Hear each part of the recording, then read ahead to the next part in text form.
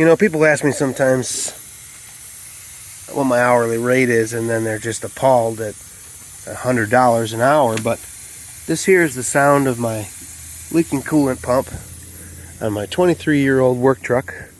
That for the most part, I do all the wrenching on myself. I rebuilt the engine and stuff with the help from a friend when I bought it, and so I've been in that engine several times over now because I didn't break the cam in right initially, and so the cam went and got replaced immediately. So I don't feel like digging that problem out of there. I think it's got a strip bolt if I remember correctly. And here's my probably 40-year-old skid steer that I got and I own outright.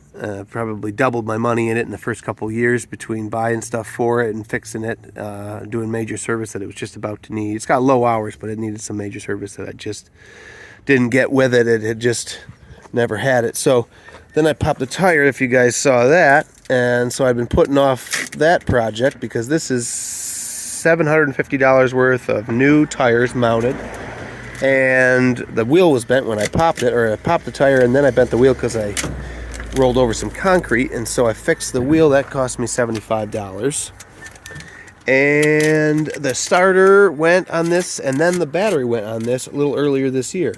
And so the battery was about $100, which was a deal, and the starter was, I want to say, $200. So that's $1,200–$1,300 in the skid steer, and the work that the truck needs is going to be over $1,000. So this is where it comes into play. I mean, I'm going to do what I can do. And I could do all of that, but the thing is I've got other tasks that I genuinely need to do. And so the overheads that I've got in a year, if this is, for example, what needs to come out in a month, I often report $25,000 to $35,000 worth of business expenses, and they come in big chunks like this.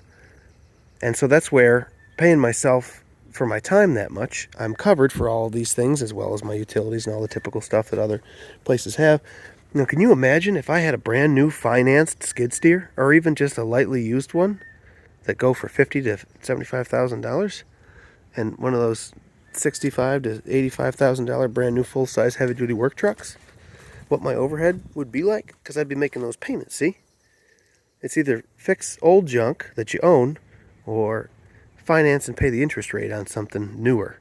But you still gotta pay that stuff off, and the customers pay for your operation. You can't be spending your business profits on your operation, or you're just a fool chasing your tail and you never get anywhere.